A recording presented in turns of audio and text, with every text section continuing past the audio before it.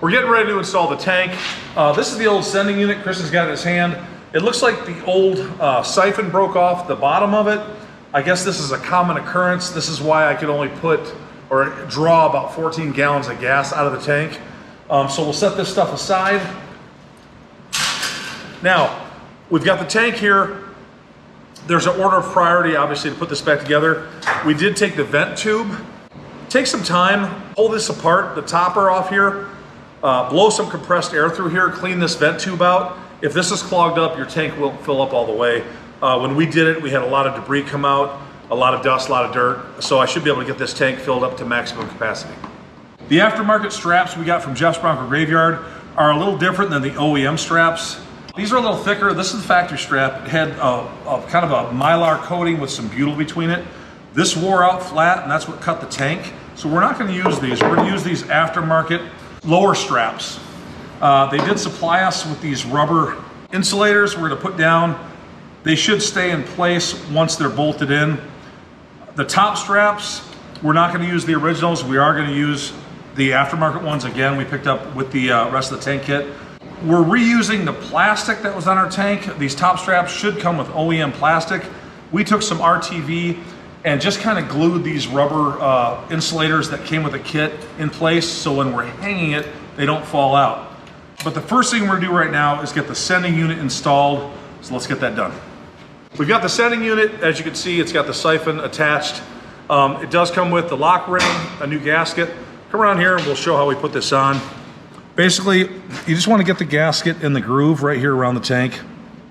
When you're snaking this inside, it's just a matter of kind of getting the float in there first and then twisting this, probably doing it wrong, and popping it in there like that.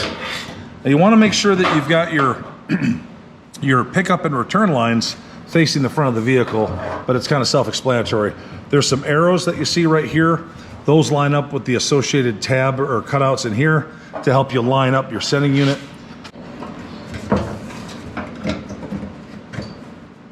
Okay. So we've got it in place.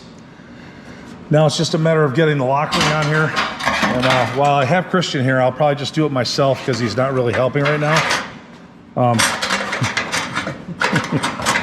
We're gonna lock that in. And you're gonna turn this clockwise, guys, and these little tabs go underneath these little other metal tabs. So it's just a matter of getting it in place like that. You wanna start it. Give me that screwdriver. Why don't you come over here and hold the tank, Christian, on that side. So when and we're just gonna sit here and gently tap it so this tab goes underneath that tab. You ready?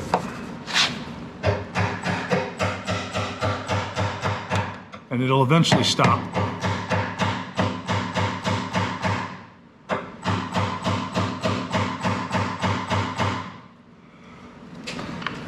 And that should secure your sending unit to your tank.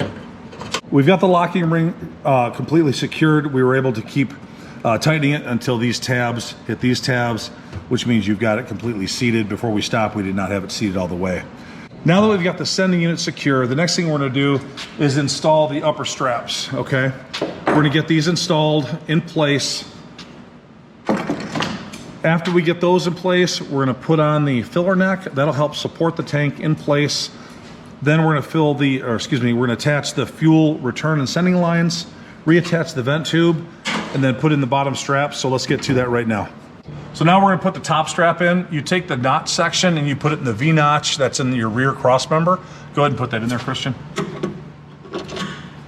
You're gonna hold it up and he's gonna force the threaded end through the hole on the other side of this cross member right over your rear axle.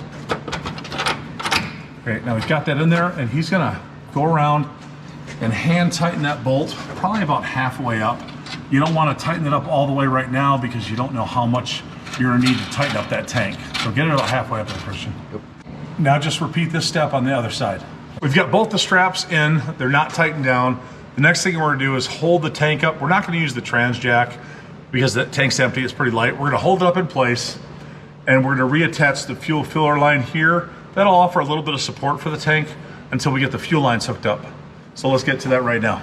I just wanna give everyone one more point. If you're wondering why we didn't tighten these down, When you put the lower tank straps in, they bolt in. There's no adjustability.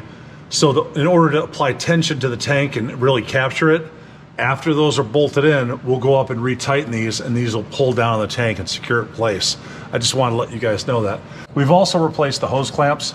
We did not replace the filler tube, although they are available online. I've seen them on Parts Geek, and I think Rock Auto has them, but we're gonna keep using this one. It's in good shape. We got the tank raised up a little bit. Again, you gotta kind of finagle it into place. The first thing Christian's gonna do is guide the fuel filler hose back into the tank. Probably should have wiped that down, but it should be okay. You want to orientate the hose clamp so when you are tightening it, it's easy to get to. In other words, you don't want the tightening bolt facing up because you won't be able to get a screwdriver up there. So when he turns it, he'll put it where we can get to it from the back or the front. You don't want it facing down either because the tank will be in the way. Just little tips. All right, let's get this installed. Bring it up. Yep, coming up. All right, you're in. Just bring it up and completely. I've got to push it your way. Right now it's a matter of getting the other hose on the outside of the tank. And this is one of the harder parts.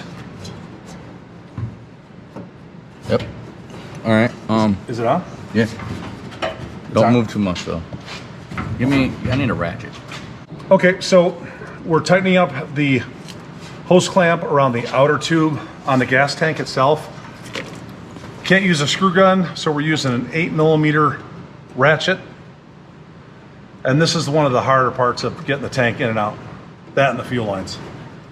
Keep going. Is it getting tight? I mean, you got it all the way on, like yeah. Tight? Okay. I'm just trying to kind of get that view. There you go. We switch sides, and we just got that small 8mm on the hose clamp bolt. I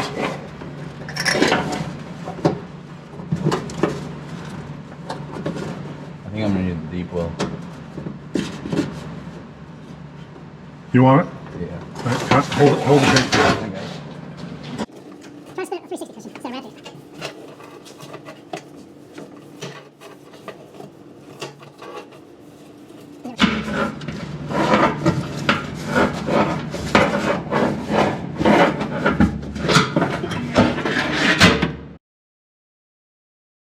We've got the hose connected. It seemed to be the most challenging portion of the whole thing. Next thing we're gonna do is make sure the harness goes over the frame rail, and we're gonna reconnect our fuel lines. Let's get to that right now. Can you go down a little bit? A little bit, I mean, yeah.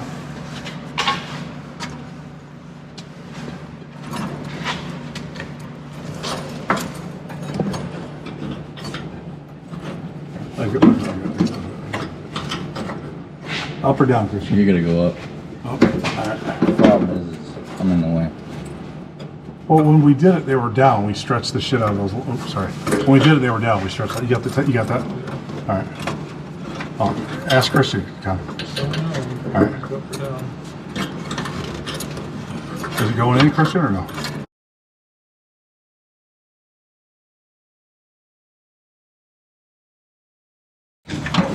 Let's do the far one first. That makes the most sense, right? Yep.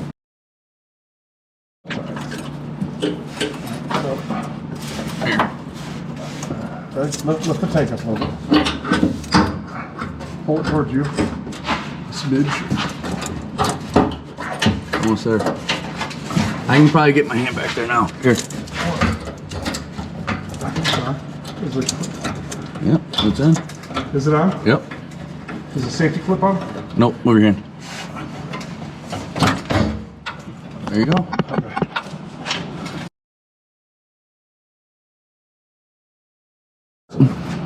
Next one?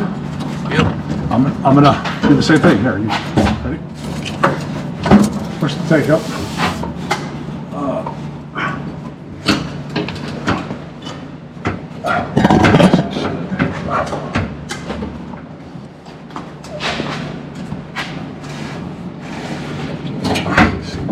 You're gonna have to push the.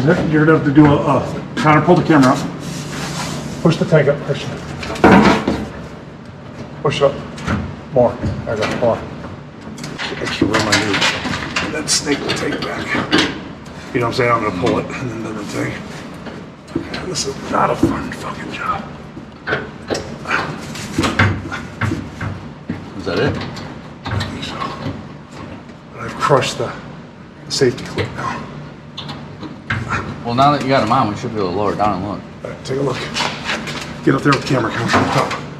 Are they on secure? Yep. Safety lock there. There you go. Good? Yep. Okay.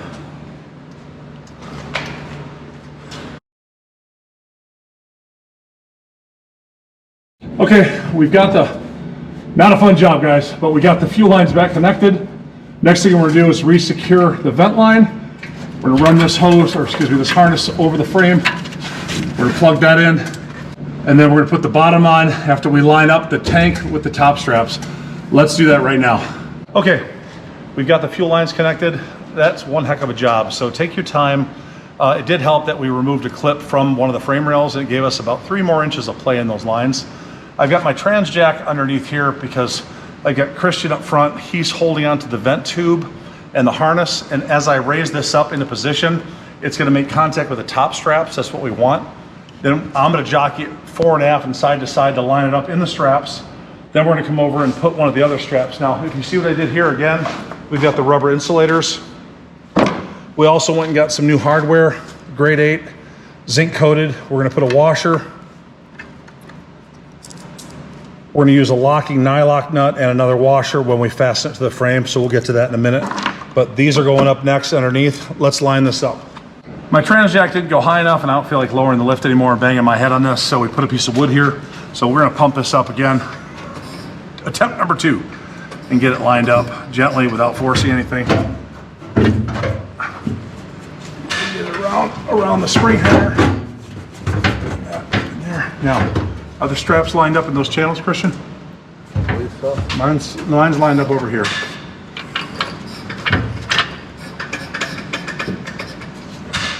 Okay, go ahead and connect your fasteners.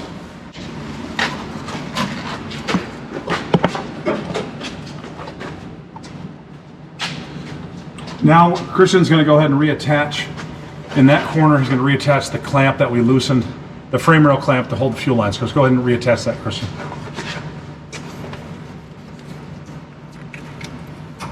Gotta remember to do that. You don't want fuel lines bouncing around. You don't want them rubbing against metal.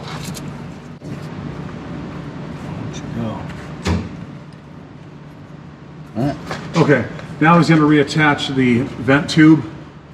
As you can see, we've got the harness connected.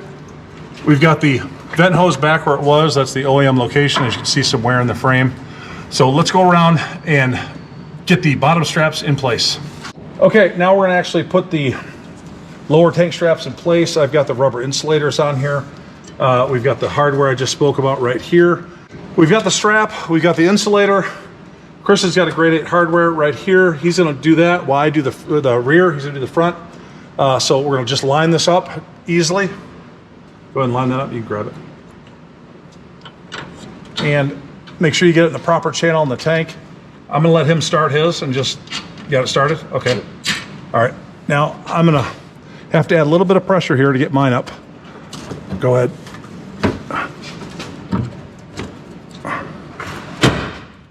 So I'm gonna put a washer on here, and I'm gonna thread this one on, and we're gonna hold this in place right here. And now we're going to repeat the same process on the other side. We've got the tank all the way in.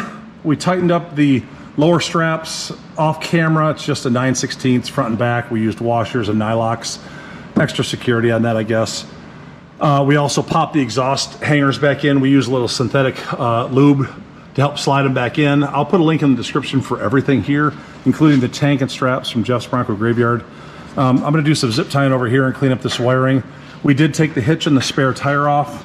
We're gonna figure out a way to put the spare tire back on, not in this video because we had to cut it out. And if you've ever looked under your truck, you're gonna have to cut yours out too. Along with the jack under your hood, that's never gonna be able to raise these trucks up high enough anyway, as it seems. Try to resist cutting a hole in the bed. I know a lot of people say it makes it a lot easier. You're just gonna lower the value of your truck and you're gonna cause corrosion. We've got the tank in. We tightened up the lower straps off camera. We used some grade 8 hardware, which is kind of unnecessary. Some nylock nuts. For those observant people, we did not put the hitch back on. We're gonna do that at a later date because I ordered a new hitch. I'll put a link in the description below for that as well. Also, we're not putting the spare tire back in. One, we had to cut the bolts on both sides to get them off. They were too far corroded. Two, even if I had a flat tire, there's no way I would have been able to change that tire with the jack under the hood and the way these were corroded. So we're gonna figure that out next. Maybe we'll make a video on that. We used some synthetic lubrication to get all the exhaust hangers back into place from here, and the next two right over the can back there. The stuff you see here is some of that lubrication that dripped down. All in all, it was a pretty decent job. I couldn't have done it without Christian, so I'd like to welcome him to the team right now. There's some wiring you guys saw dangling around here. I'm gonna be zip tying this up until I get some more time to fix it. We put this bumper on. I'm not happy with this bumper. We're gonna change that out. But you got anything to add, Christian? That's it. That's it. Thanks for watching. We'll see you next time. Here she is running on the front tank. I'm about to take it over and get some diesel, fill up that rear tank, and see if it can finally hold the 19 gallons that tank holds. I'll be back in a few minutes. There it is, 19 gallons. I've never been able to get more than 14 or 15 in before, so really happy with this tank install.